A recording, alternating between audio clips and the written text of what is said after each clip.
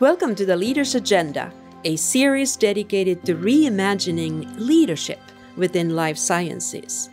My name is Tarja Huuskonen, and I'm your host. The Leader's Agenda invites insights and perspectives from some of the very best leaders of our time, wisdom that you too can build into your own leader's agenda. So we have a very, very special guest today, Barbara Salami, who is the Vice President of Digital Commercial at Moderna. She joined Moderna right in the middle of the pandemic in August 2020. We're going to hear a lot more about that, as well as the exciting things that she's currently leading at Moderna. Prior to Moderna, she was already in digitization, leading digital and customer experience optimization, I believe, at GlaxoSmithKline, as well as she has held positions in Shire, Takeda, Bristol Myers Squibb, AstraZeneca. The list goes on. So I'm very pleased to have Barbara with us here today, and we are going to take some time to really unpack what digitization is all about. Welcome, Barbara. Thank you. The pleasure is mine. It's wonderful to have you here. Now, where are you located? Where's Moderna offices located for you? Moderna is in Cambridge, Massachusetts. And so I actually relocated from Pennsylvania to Massachusetts when I took the role. Okay, very good. So we're going to talk a lot more about your role right now, but may I just start with a statement that I saw in another interview that you relatively recently actually did. You said that if you were to describe what you're doing at Moderna, you are building future-ready digital platform that will be second to none in our industry, and that, of course, is life sciences, and a yardstick for other industries. And I'm loving that very bold statement, and I'm kind of very curious about that. So if I'm making, or if our listeners are making sense out of that, what's the current standard that you're measuring against when you're saying, something totally different than what you might be seeing elsewhere? How would you describe the current standard in digitization? So I think the yardstick, at least my yardstick as a leader, and I would say obviously with Moderna being as bold as it's been over the last few years, is really that we build, when I talk about future ready, I'm essentially talking about a state where the organization is delivering best in class, frictionless experiences for our stakeholders, external stakeholders, whether it's the governments that we engage with, whether it's healthcare providers or consumers and patients, but at the same time, not compromising the opportunities to really make it easier for our internal teams by making their business processes more automated, more intelligent, so that we kind of reach this intersection of amazing experience for the external stakeholders or users, and also an operationally efficient ecosystem. And that's really future ready. And what that to me means is, irrespective of the market condition, irrespective of the customer expectations, we would be fluid enough to adjust and continue to deliver value. So how we get to that, we will need to explore a little bit more. Before we get into that exploration, we are using the word digitization, we're using the word digital transformation, and it's been used all over the place on different kinds of ways. How do you define digitization, and is it different from digital transformation? I mean, I think digital transformation is the act of using, technology, data analysis or analytics, to really drive value to the business. But I think the nuance here, right, is to be digital or to be digital first, in my opinion, is that we're really talking about how our customers experience us. It's how we use the technology to make it better and easier for them. The digitization now gets into process, right? How do I make content review and automate, for example, how do I, streamline the process. As we all know in our industry, content review is probably the bane of any marketer's existence, right? How do I then take, content, make it modular in an automated fashion, pass it through an intelligent system that begins to flag what's risky and not, and really reduce the amount of manual effort that we typically tend to have in the review process, so that the lawyers or the MDs who typically are part of these review processes are only focused on the most critical content pieces. And it's not impossible to do, because we know that InsurTech is doing it with claims adjustment. So digitization is really about the simplification of business processes using technology. And there are many ways in which we can do it. It's removing those manual steps, I would say injecting data, and then using artificial intelligence to make the system smarter and work harder for us, essentially. So transformation, so there's the transformation around just the use of content and data differently, but then it appears to me that digitization also will drive a larger transformation in any company that takes it on. Would you say that that's true? Absolutely, right? It is digitization that makes it easier for you to basically take very complex models or computational models and get the answers you need, right, in a matter of seconds versus hours or maybe even days or months. It is the same digitization process that basically enables a single data point or element quickly move from the point of cleansing to becoming a valuable feature for decision making, right? And so there's so many things that we could do when we digitize our processes and make them, I say you definitely use automation as much as possible to streamline the processes. And it's not just about the technology in itself, right? It's always also making sure that we really understand, how the business needs to work, right? What the steps are in terms of the decision making, and then how we also then really bring in the data to help streamline that decision making. So there are many nuggets to it. It's not just about the platforms. It's really an ecosystem of people, process, and technology. And I know it sounds very cliche, but it's a reality that you can't transform and you can't digitize, right, fully without really understanding the end-to-end process. So let's talk about people, process, and technology then for just a little bit. So first of all, I think on the people side,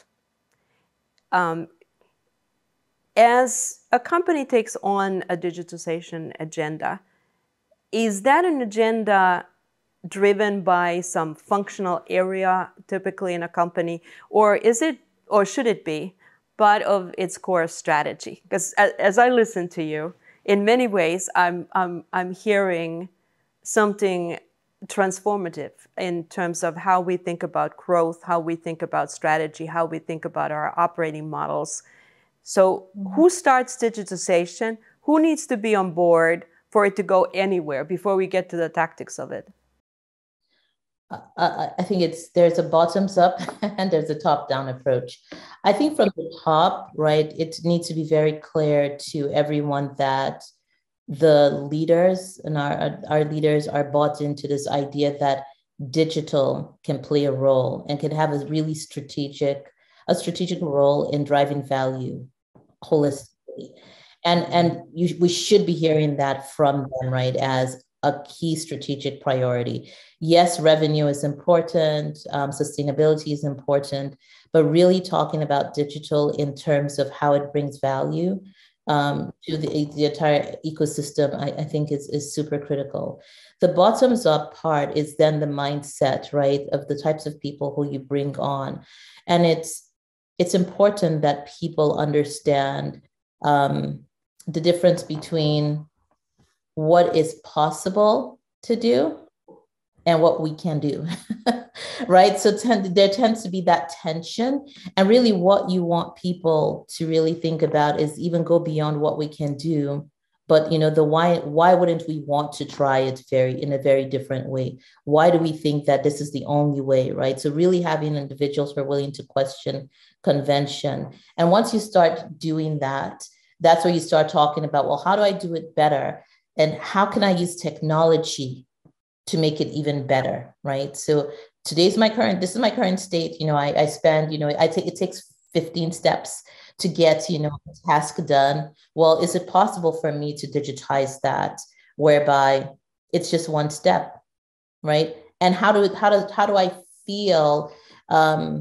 Is this a scenario where I feel like, the digital technology is replacing me, or do I consider it more of it's almost like human digital partnership, for lack of a better describe it, right? That it's truly complementary to the work I do, because sometimes the failures that we've read about and what I've experienced, at least in my career, is people concerned about losing jobs because digital becomes a big part, right, of the ecosystem. So I think it's really helping them think about, the art of the possible and how digital could free them up to basically, or digitization could free them up to basically focus on what's more important in terms of driving, greater value. Now, you did things around digitization prior to Moderna. When did it start for you, and how did you catch that passion for digitization? Was that always something that was sort of part of your career, or did you get inspired by an event or something that took place? So I wouldn't even, I'm an engineer by training, and as an engineer anyway, technology has always been was always a big part of my education, and how I was taught essentially to solve problems. Now, getting into the business world, it wasn't always easy to do that. It almost felt as if the status quo would always trump, newer ideas. And in reality, a lot of the organizations where I had been prior to my current role, and some of the other roles I've had most recently, we had legacy systems, and there really wasn't much of an appetite to basically change. I think for me, the opportunity to really go big on digital started when I was at Shire. um, it was just an amazing cast of colleagues who wanted to do things very differently. And it challenged every single one of us to think differently about how we were delivering analytics, about how we were ingesting data, about how we were automating our communications with our external customers. And so that really drove my passion and hunger. I think we used to say, Shire at the time was digital on steroids. It'd be like, my gosh, God forbid you showed up with a plan that didn't have like some digitization element to it. You pretty much were sent back to go rethink. And so that was really the starting point for me. And it was also exciting because, given my background, it was really great to see that it wasn't just the IT team technically that was vested in using digital data and analytics to drive value. It was a broader set of cross-functional colleagues who wanted to do it as well. And that's so important. I was actually going through some industry reports, and I'll cheat here, and I'll read the statistics that I read about. But it turns out that life sciences has the lowest percentage of top management with deep digital experience. And then from a CIO perspective, what was interesting, I also saw another report that was showing the leading companies versus not the leading companies. In the leading companies, digital and business model innovation consumed 63% of the time of the CIO and many of the senior managers, whereas it was only about 42% in kind of average companies. And their time was more consumed in managing the present IT infrastructure, which most often does not support the future-ready digitization. Does that resonate with you, that those percentages? Have you seen that to be true? I think, it's fundamentally true. And if you think about the nature of our industry, for a very long time, there wasn't a need for us to innovate in this space, right? In reality, and I hate to say it this way, but when you have a product and people are sick, they're likely going to need your product and it will get prescribed, right? Obviously, there's work to do, but we were blessed with an abundance of resources to a certain extent, and I think and so that didn't really drive a need for us to reinvent ourselves very often. And when you think about other industries where it's highly competitive, right? Truly, truly, the customer defines your roadmap. You don't really have a choice but to get very, very quickly get smarter about, well, what other ways besides, the status quo and the manual processes that I have in place, or my very inefficient ways of working, do I need to adopt so that I can truly innovate at the pace of the customer? Otherwise, I'll be left behind. And that's the reality. Now, I think we are in a very different place now, where the dynamics, even of I want to even say the mix of the demographics and the mix of our future, consumers and customers are younger. They're digital natives. They have quite frankly, I would say they're like empowered and maybe even spoiled to a certain extent in terms of how they want things. But I'm one of them too. I'm used to, very convenient services. And I'm like, well, I don't understand why it's, if I could just really walk into, if even Walmart, right, can make it easy for me to place an order, why can't I just easily, have a conversation with, someone, a call center rep to place an order, things like that? Or why don't I use a digital app, right? Why can't I use an app? If Tesla could do that, right? And it was probably a very complex situation for them. They were introducing a new concept of electric cars. They were basically cutting out the middleman in terms of, not having, a car salesman, which could be really annoying, and then forcing people to basically go out of their comfort zones where they were investing significant amounts of dollars without talking to anybody in a digital self-service experience. And it's taken, there's been traction. Then why can't we do simpler things? And so I think that, one of the reasons why you tend to kind of see, for at least in our industry, that we're beginning to make a shift in there, but I don't think we're moving fast enough. And this is where I would say, like, organizations like Moderna, really who have been digital first from the very beginning, already started out with, that mindset of technology has to underpin our strategy. You build it on ground zero almost in case of Moderna. Moderna is a fascinating company to be studying in many ways, because it really just kind of went on the map overnight, and continues to thrive. Is it easier for a company like Moderna, who still, I guess would you still consider Moderna a startup, or has it passed its startup period in your mind? I think it's still pretty much a startup. I think it's, especially when you start thinking about, being a commercial organization, it's still it's less than 2 years old. So absolutely. And amazingly, I think we all know the name Moderna now, and we Yes. all have a lot to thank for in that boldness, in that ability to move fast. So it doesn't surprise me that digitization is a big part of your strategy. Is it easier for a company like Moderna that's relatively small, doesn't have the package of years and years and years of culture, as well as process, as well as data infrastructure and what have you, that kind of slows it down? And is it easier to start from the start than it is to transform what already is? So I think I think it may be an interesting point to make about Moderna, because I joined only 2 years ago. Moderna was already in existence 10 years before I joined. And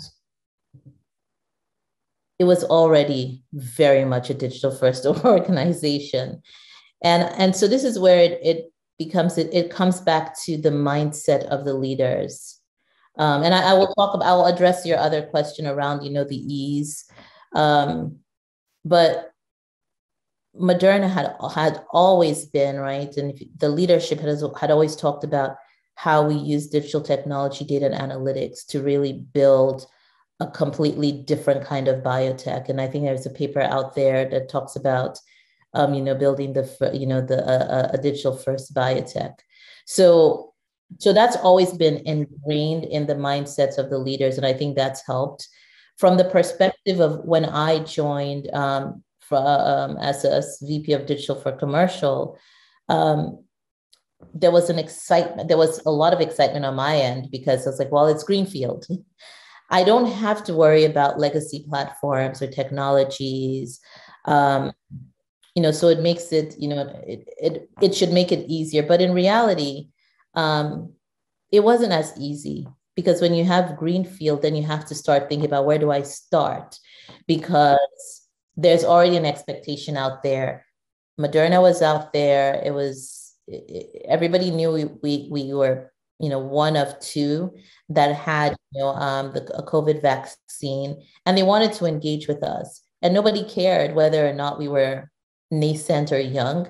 We had to get things stood up, right? So that's where you start to think about, well, how quickly what do I enable?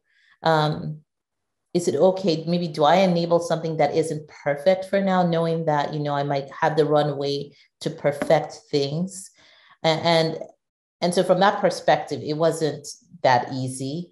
On the other hand, as we're now beginning to build, towards this future ready ecosystem and organization, it's absolutely easier, because we don't have to worry about, reeling back certain platforms, the sunk costs that usually gets, and the technical debt that we may have incurred, over the years. And so from that perspective, it absolutely is easier. I will say, though, that it does take discipline.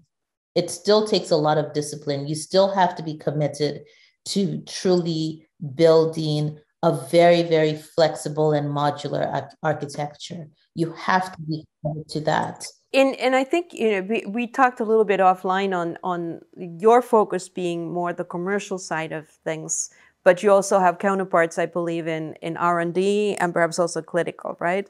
And you work very closely with one another. Absolutely.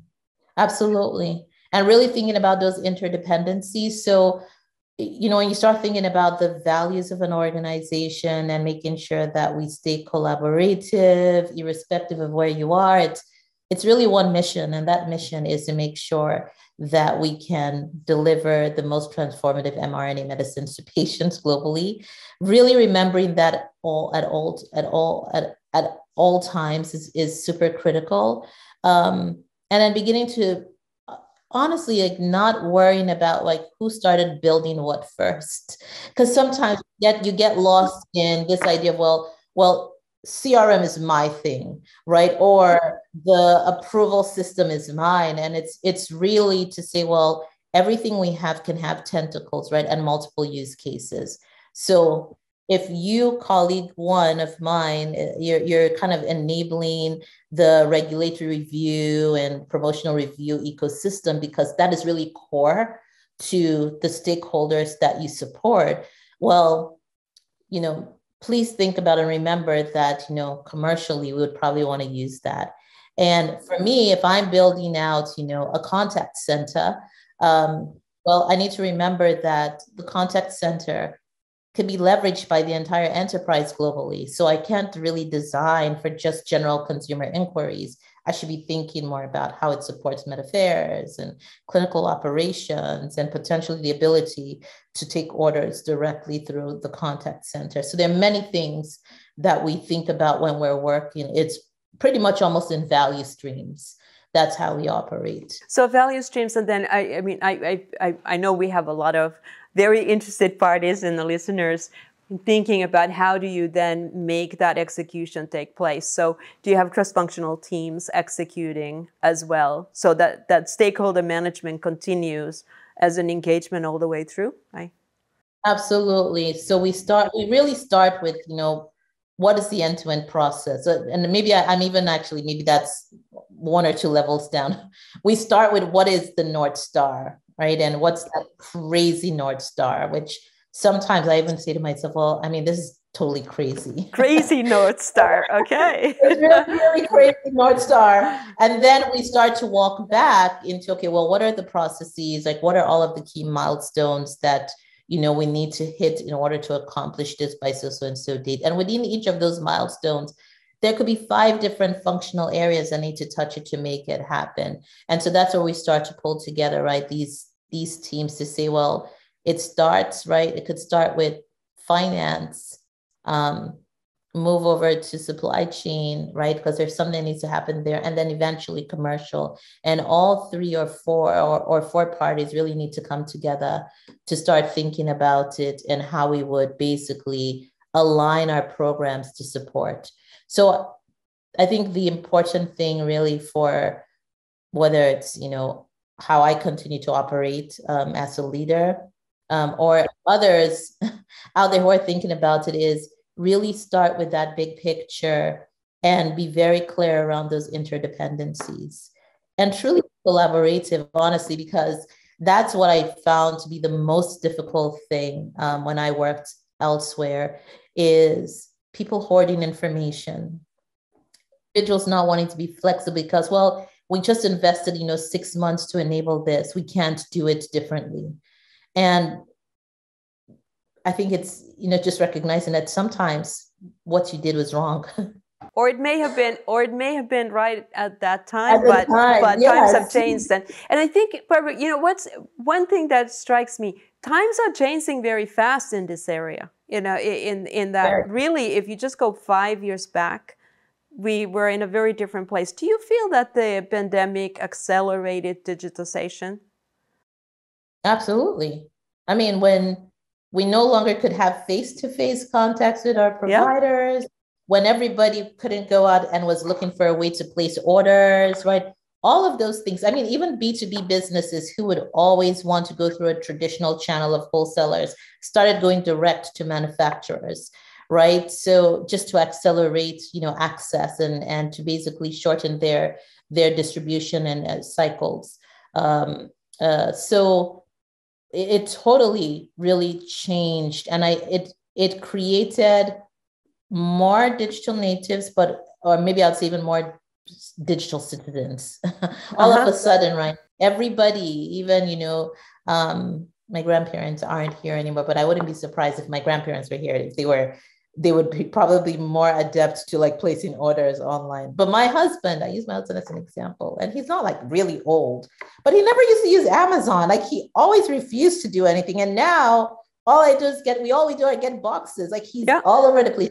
So, I'm the one who even reels him back a bit. So wait, dude, this is a little bit out there. Don't buy anything from. So we have kind of shifted on the consumer behavior, and we've shifted also consequently what on the healthcare side, how we do business, how we also treat the patient, what the patients are expecting. I am just kind of curious from an industry perspective then. You mentioned earlier that we're almost behind, or we are behind as an industry on digitization. Is digitization the determining factor for who wins, who loses going forward when we think about the competitive side of being a life sciences innovator? What role does digitization play in that? So I think it's part of the equation, right? I think it, without question, and I think when I initially was describing digitization, I said it's a lot of the back end simplification of the back end business operations that we have to do. But I think the other piece is just being very, very, and doing that the right way enables us to be more agile in our delivery, obviously. But I think it's staying very close to the customers or the users and understanding their needs and our willingness to try new things with them and co-create experiences with them, and being bold enough to sometimes like push the limits and do things that others haven't ventured to do. That is, those are some of the things I think we need to start doing differently. Can you give me an example of co-creating a customer, experiences with a customer? What does that look like? Yeah. So, and I've done it more than once. So not just in Moderna, but elsewhere where we, rather than sitting internally and deciding that we were going to create a hub for a healthcare provider experience, basically actually pulling in healthcare providers and different ones to say, before we start to invest millions of dollars to create these digital tools and apps that we think you need, right? Let's talk about a day in the life of a vaccinator or a primary care physician. Let's also then add in the complexities around how you potentially engage with a payer. Well, what about your office manager? What does your office manager typically do on your behalf, or your nurse practitioner? And really try to get a good sense of what's happening in that environment. And then once we map it out, work with them to say, well, when you take a look at all of the different stages in your experience, before the day starts with, seeing patients, while you're seeing patients, how you want to manage, your, financial security of your practice, which areas in here will make it super, super easy and simple, or simpler for you. And what we found is a lot of them are willing to sit and first of all, like all of a sudden you find out that there's so many creatives out there who say, well, what if you could do this and what if you could do that? And maybe it's unfortunately we can't do everything because we are still in a regulated environment, but at a minimum you start to get a glimpse and a better idea of where you can help. And then the next thing is to really start to build up prototypes and have them test. So we've stood up panels with providers where they could provide real-time information about some of the experiences. Now, the other piece is not necessarily waiting to co-create, but listening to the voice of the customer sometimes, because we don't always have the ability to, or the luxury of time, I would say, to go through a lengthy co-creation exercise. But there are many data sources that could really help you understand where there are pain points.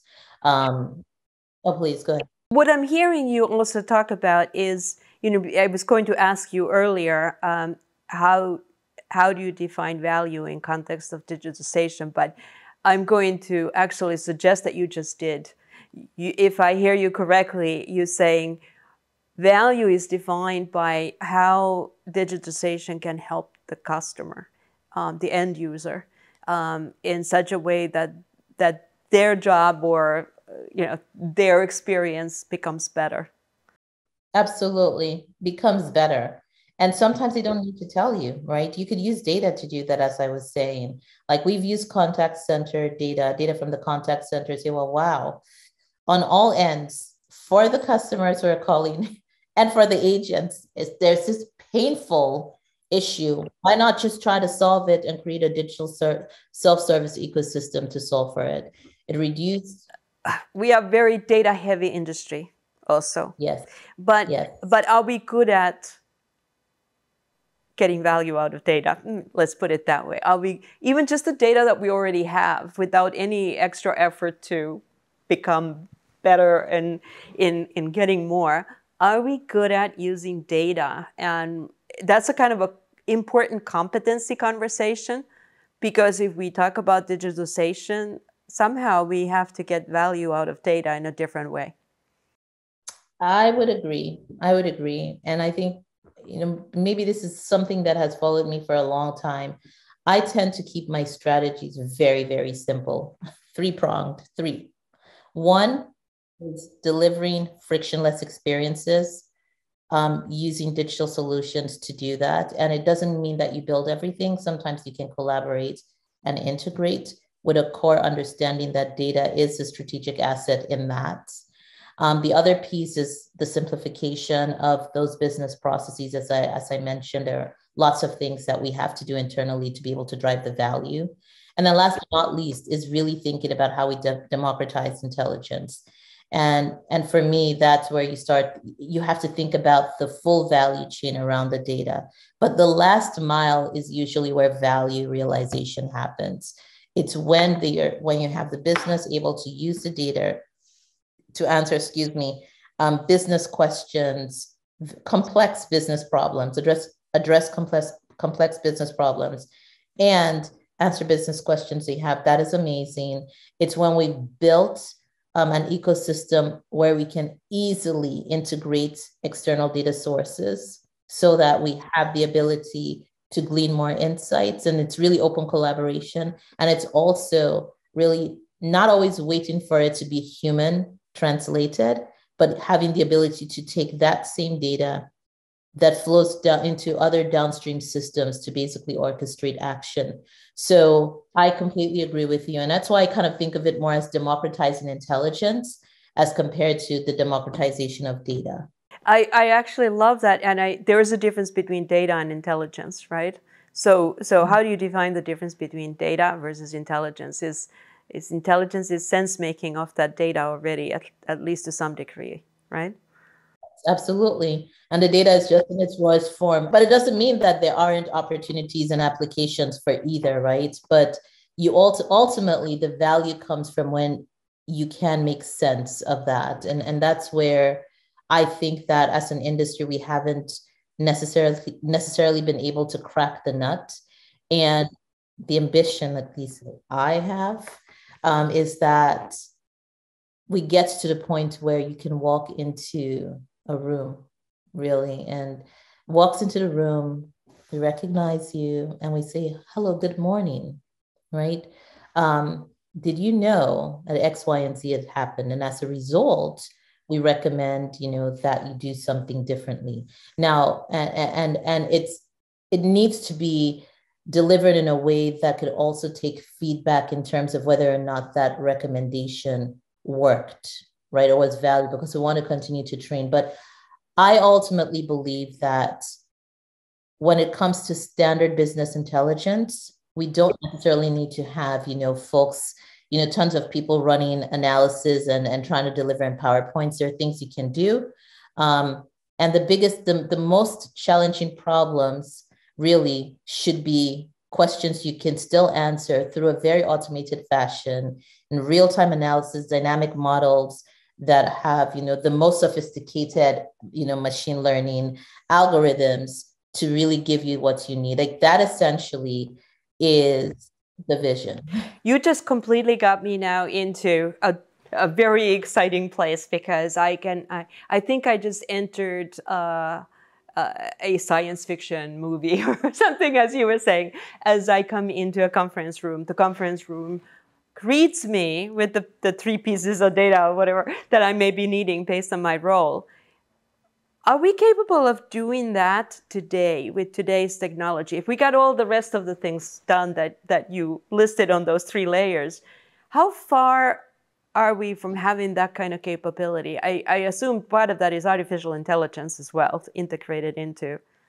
Yes, absolutely. But I don't think we're far at all. I think it's just doing it, really. I think the biggest challenge there is, well, there are a number of things there, but one is how do we get the data, source the right information,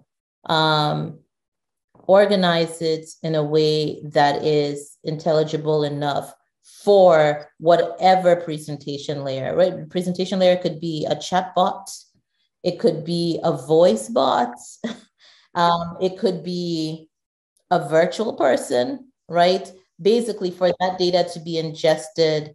And yes, you would need to have algorithms and models to support it, but we are not far away from making that happen.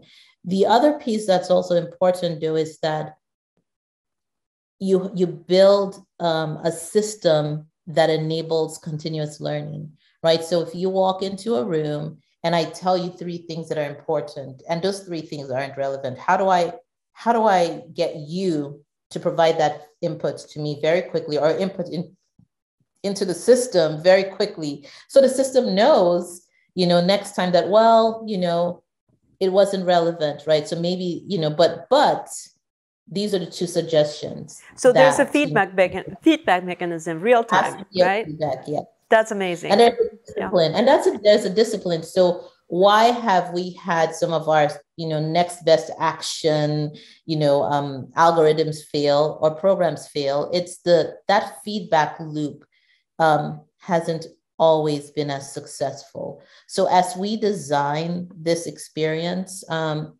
really understanding how to make it easy for that feedback to come through is just as important as pushing that out. I don't think it's impossible. It's pretty much possible. It's just designing that intelligible experience. So there's the technology side to it, which we're saying, okay, the technology is ready, but are we as human beings ready for that is the other question. And I guess, we talked a little bit about the fear of technology and how it affects our jobs. And so the worst case is, okay, I lose my job because technology replaces something that I've done. But outside of that, there is these grades of change that will need to be happening, right? One is standardization. Standardization actually means that we have to agree on certain things, and we have to be disciplined about practices and behaviors that support those standards.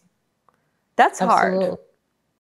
That's hard. It's all part of so the standardization and alignment is hard, because normally when people hear standardization, the next thing that comes to mind is it's not flexible. I'm not going to be able to get anything I want to do, right? Or I won't be able to adjust. And I don't think that standardization has to be thought of that way. It's really that there are always going to be things that are core. It's even with a car, right? Every car has it depends. Now, electric cars are kind of different, but in the past, right, you would say, well, it's still true. Every car has a brake, right, and a braking system could be common across all of the different brands of cars within a manufacturer. But what usually is different is the actual how do you describe them when you typically the trim. They talk about the trim. Yes. It's different. The trim is different, but you're like, well, but it's really like the same thing. Like by the time you peel the layers, it's the same thing. So standardization is just to make it easier for us to really get things out faster, right? To make sure that we can operationalize, intelligence even better, because it's consistent intelligence that would come through irrespective of how it's built, where it's built, and who's using it. But also, I think it allows for some, let me say, when we build that, we always want to build in a layer of flexibility to support it. So while standardization would enable these things, we have to always think too about the modularization and how we build in components. And I think that's where it gets a little different, is you don't standardize without understanding that there will be contextual differences depending on who, what, and when you need to use a platform. But understanding that we want to have the ability to pivot and change if there needs to be, a change. And so when I think about building, when I think about the pain points I had in my past, where I would say something as simple as, can I add a new feature into CRM? And I would be given the history of like the company that created a CRM platform. Today, right, we're building an ecosystem whereby if we can't, if there are certain features that don't work, you can easily just plug out. You could really take out that part of like the component, get rid of it, and bring in a best of breed capability to support it. Right. As simple as that. You're not replacing the whole platform. It's modular. Yeah. Yeah. It's truly modular, it's componentized, and it's extensible. And I think that's how people have to think about, building and enabling. So standardization is a really important and critical part of how you digitize. And people don't like it, but it's an important piece for sure. Well, people don't like change in general usually because for a while it puts us into this place of not exactly knowing how to succeed in this whole new world. Are there different, would you see that digitization changes the criteria that we have for success for, let's just in this case say knowledge workers, people who are working in innovation, processes, in your case, commercialization, making sure that that innovation reaches the right people. Is it changing expectations or success criteria for the jobs of individuals? It will, if so. So I believe, right, is that it does. However, you really need to get people to believe, right? That's usually the challenge, because when we talk about digitization, there are many things that happen. It's how you work, and maybe how you've worked was the same way you worked for the last 10 years, right? It was routine, it was comfortable, and all of a sudden, even if it's better, it means that you have to learn something new, and people don't necessarily always want to do that. So, you have that. There are many, again, there are many reasons why digital transformations fail in general, and it comes down to the people. That's reality. It comes down to the people not bought into the value that this effort would bring, not involved in maybe shaping what that experience could be for them, because at the end of the day, they will be the users of the experience, and that's why it's really important. That same principle as you were just a moment ago describing with customers. We really need to do that internally. Is Absolutely. Kind of co-develop what can be with the internal users and beneficiaries, so to speak. I think what's also hard about digitization in some ways, that's why I love this walking into the conference room picture, because I could actually literally visualize that, right? In my, I drew a vision in my brain. It may be totally different from yours, but it was a great one, right? And I think we need that. We need to sort of have, you said the crazy North Star, but I need my own North Star, right? If I'm going to change something and if I'm going to get excited about it, I need to see something that is meaningful for me. And until I get to that place for myself, I'm going to fight it, I think. So that's always a hard thing. Have you had an experience in the past where you've done it really well? And if so, can you give us the recipe for doing it really well? I don't think I have any perfect example. There's always a challenge. I mean, you do all the you do the things that I would say that I've done well in the past, and I continue to do, is to make sure that upfront in the design of any experience that I do have stakeholders involved, and sometimes I actually look for the most pessimistic of them to be part of the experience in designing. But I think there's this piece around constantly listening to hear from them, and showing them what we're doing differently, either at least helping them understand that we're listening and we're really making an effort, right, to make things better, because it's one thing to roll out a platform, and I'm thinking about, some recent instances where you roll out a platform where you thought you had all of the right requirements, you thought everybody was bought in, and then it gets out there and then it's not being used, and then all of a sudden, it's easy to walk away maybe bruised. Oh my God, I thought I did an amazing job and nobody wants it. Or to also take an arrogant stance to say, well, they have no clue. This is the way, this is what they need. But I think it's important for us to be super humble, and humility to me really comes in here. Is to take a step back and look and say, well, what exactly happened from the alignment of where we believed we wanted to go to the actual delivery, which somehow on paper it checks off everything that we heard. What is missing? And in some cases, it's the reality that, and I think we made this point initially when we were talking about, well, what you may have built. When I said, maybe it was wrong, and you're like, or maybe it's changed, was the scenario. There was a complete shift in how the operating, basically the ecosystem and what the ecosystem would allow. And so at the time of design and build, what was true was no longer true, literally weeks after. And it completely, shifted adoption. But I think it's having that, just creating that room to get the feedback.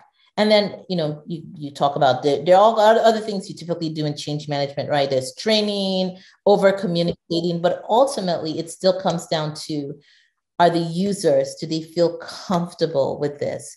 Do they feel heard?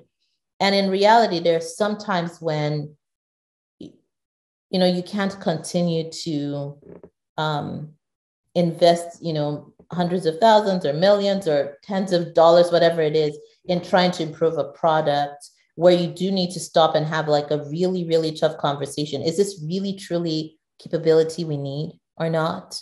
Are we mature enough for this? Or do we need to mandate it, right? Like, what's the reward system and the mandate that goes together? So, that was a long-winded response, but, there is no easy. There's no easy way, and I believe that we have to kind of look at it situationally. Your last point on the maturity level of the organization, that's also very important, I think, in that we often do get, and I do think that this is true in digitization as well. We fall in love with the shiny object, and we all want it because we read the article of some other organization and what they're able to do, and we want to do it that way tomorrow. And sometimes the senior executives, that's what actually initiates the initiative. And we want to be there tomorrow. But in our organization, it may actually take a lot longer to get there because we have to really build up some basic capability. We may do more on the standardization side. So I'm not sure that, or is there, maybe this is a question, not a statement. Yes, it is a question. Is there some timeline that a company should aspire to when they start a digitization effort of the scale that you are, for instance, doing right now? Is it a 3-year effort, 5-year effort, or is it just an ongoing thing? How would you describe? I think it's an ongoing journey, and your end state, like what could be your ambitious end state today, could change, in a year. So I think it's a journey, and it's a long-term commitment. I do, however, believe that you get to a point of real like maturity where you have all of the core foundational components. And then you can really get into like a crazy transform, accelerate mission. But I don't think it stops. I think it continues to be ongoing as long as your customers' expectations are changing. Well, so in a sense, what we are doing then is we are building digitization into a different kind of capability, core capability for the organization, which we will need to continue to develop as technologies develop, as the maturity of the organization develops, as the customer needs change. So that's what you're really describing, is build it into the core of the organization. Absolutely. Yeah. It has to be part of the core. Right. So you have been featured in some magazines and otherwise as a woman who leads change and a quite you know quite a significant way at your current position, certainly at Moderna. And I noticed also that that is one topic that you like to talk a little bit about. So I'm going to switch gears just for a moment here. Women leading change. Why is that an important topic for you? I think so. Maybe I'll start with growing up. I feel I was blessed with having a lot of women around me who were doing amazing things, starting with my mom.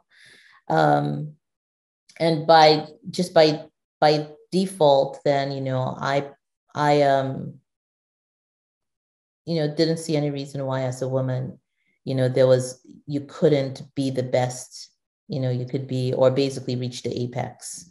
So right? And that was mother was your first role model for absolutely without any question. And just for our listeners, you grew up in Nigeria, right? I grew up in Nigeria. That's correct. Right.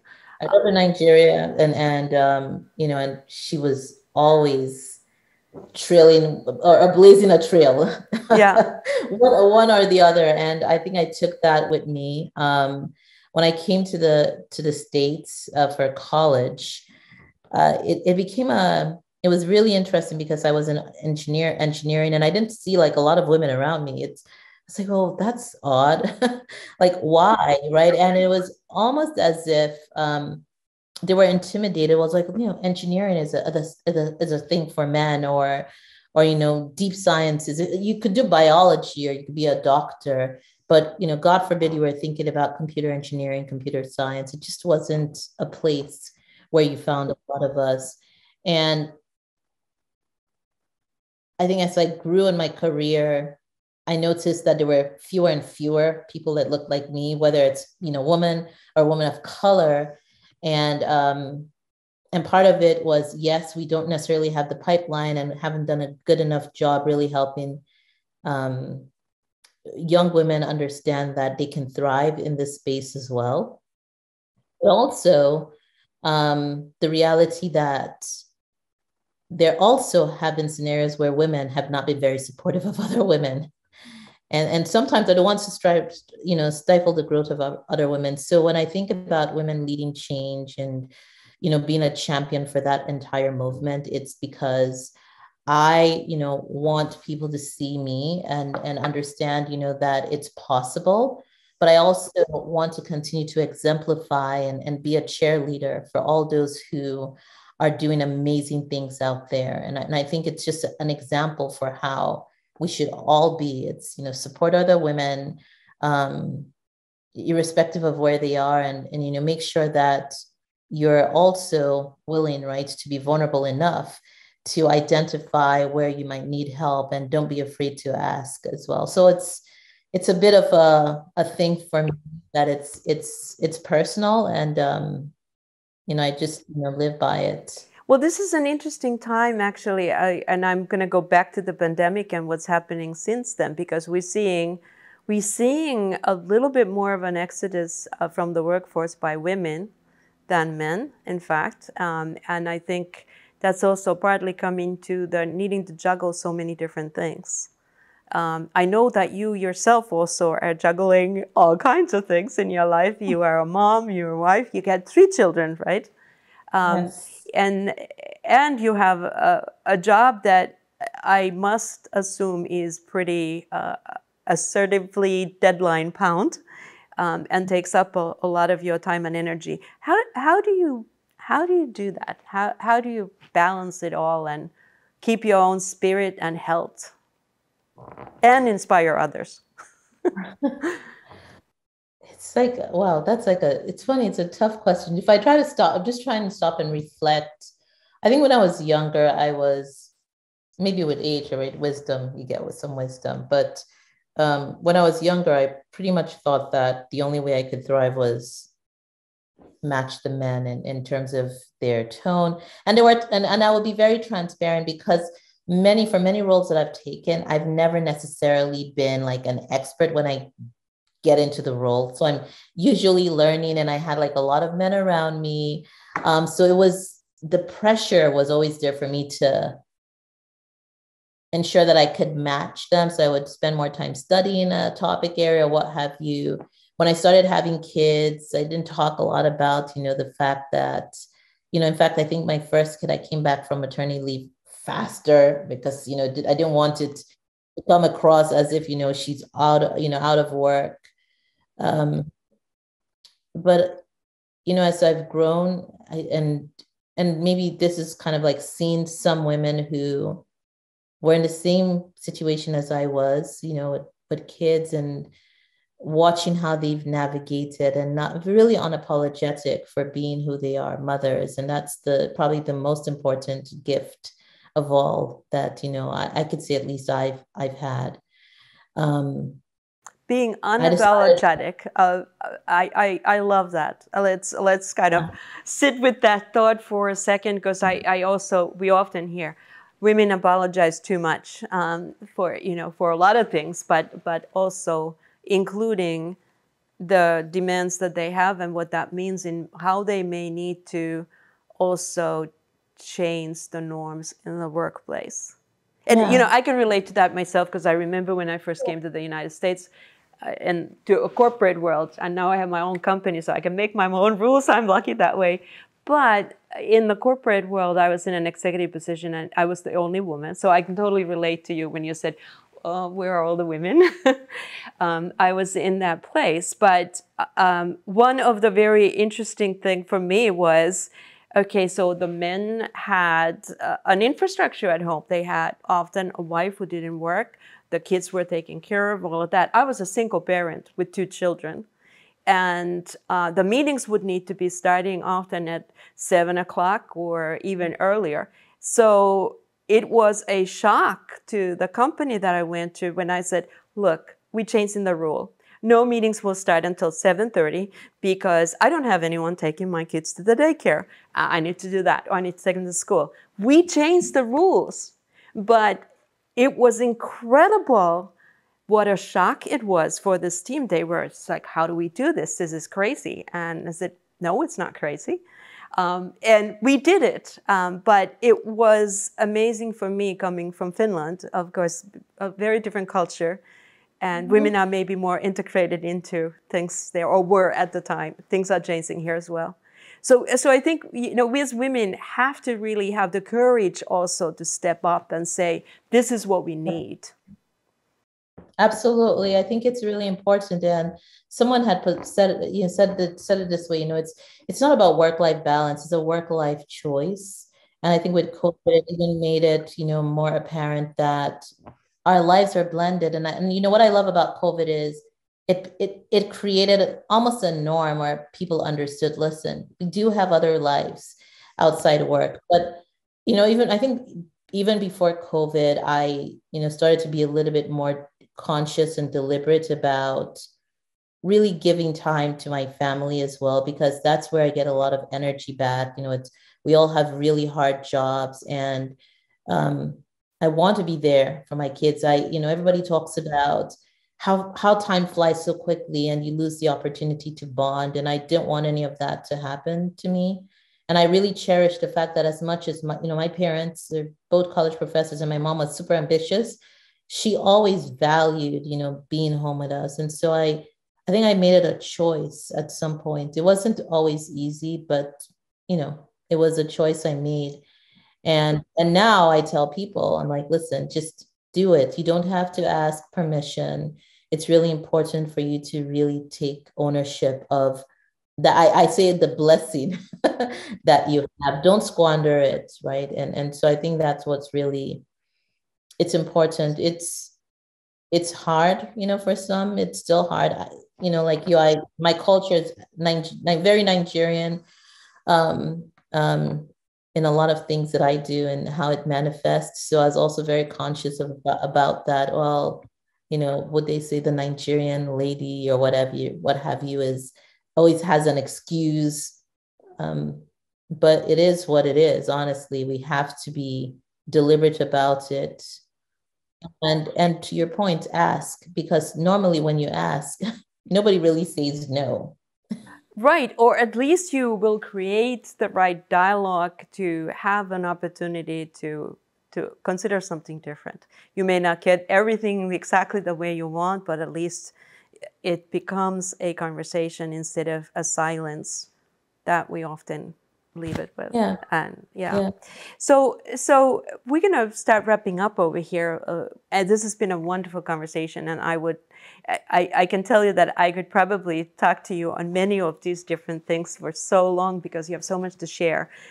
Those 3 points that you made, I just want to go back to them and remind everyone. I think those became your principles in many ways. So let's kind of wrap up with that. They were delivering frictionless experiences and very much tied to the customer, to the user, to be able to help them find value, a different value coming out of digitization, right? So that was number one. And correct me if I get them wrong. Second one was simplification, which really is about processes, operational excellence, standardization. Okay. Absolutely. Very good. And then the third one, which I love the word, democratizing intelligence. I forgot to ask you, the choice of that word, that was an intentional choice, I suspect. The two are intentional. Democratize because it's out there, it's open, and that's the way you empower people. And then intelligence, right, it's sensible, right? I don't need you to spend time trying to figure out what it is. I'll make it easy for you to basically focus on what's most critical and important. Wonderful. So queuing off of your 3 principles or elsewhere, if we have someone listening, watching this show, and they are just starting out their digitization effort, or perhaps they've already started, but it's getting a little too overwhelming because, like you said, where do you start? Where do you go next? How do you discern? What advice would you have for them? I would say take a step back. Like just take a breather and take a step back and ask yourself, what exactly is the problem I'm trying to solve? More often than not, we lose sight of the problem when things start getting very complex. And I think understanding that and just reiterating that would help. And then, ask for help too. You don't have to be a superhero. In reality, there's hardly any digitization or digital effort you try to put in place that would be one man's job. It does take a village. So recognize that. And I think last but not least is really come in with that humility, recognizing that your idea might not be the idea that gets picked, or your idea might fail, whatever the scenario is, right? But be willing to pivot and really always try to take a data-driven approach to problem solving. Excellent. Thank you for that. Last question. I always have to ask this one. What is next for Barbara? You are a woman who is doing a lot of things for others, thinking more from a personal growth perspective as a leader. What's your own goal for the next foreseeable future? So other than what I would say is professionally wanting to continue to deliver that value, I think I just want to even get better around this discipline around like work-life choices, to be transparent. It's still a struggle. I'm not perfect at it at all. And I want to make sure that I, learn how to really take better care of myself. It's exercise, eat better, meditate, because, I think, with when I do those things, it basically cascades to every other person that's around me. And so it's a big focus area for me. So, how do I take better care of myself so that I can really, do all of the things that I want to do with my family, but also continue to, be a valuable part of, the broader, Moderna team and quite frankly, the community. So I have like all kinds of aspirations for things I want to do outside work. Um, I want to teach one day, and I want to start a mentoring like team just to help young talent. But there are all these things I want to do, but I definitely want to get more masterful around this work-life choice area. I'm loving that that is a focus area, because I think that's probably a lifelong focus area, or should be for all of us in many ways. And I can relate to wanting to do so many things, because I'm exactly the same way. Yet at the same time, every one of those things requires some time commitment and some energy that we have to also replenish. And so that self-care is a lot about that replenishment. So I appreciate that. And when I said that was the last question, but can I ask one more? Absolutely. I read that you love cooking and you make Nigerian dishes. Other than getting an invite for dinner, which I would love, can you tell me or give me an example of a dish that is a specialty of yours? What is a delicious? Now, this is the one time when I'll be a little bit arrogant, because I'm not an arrogant person, but I cook many amazing dishes. But probably one of my favorite dishes to make is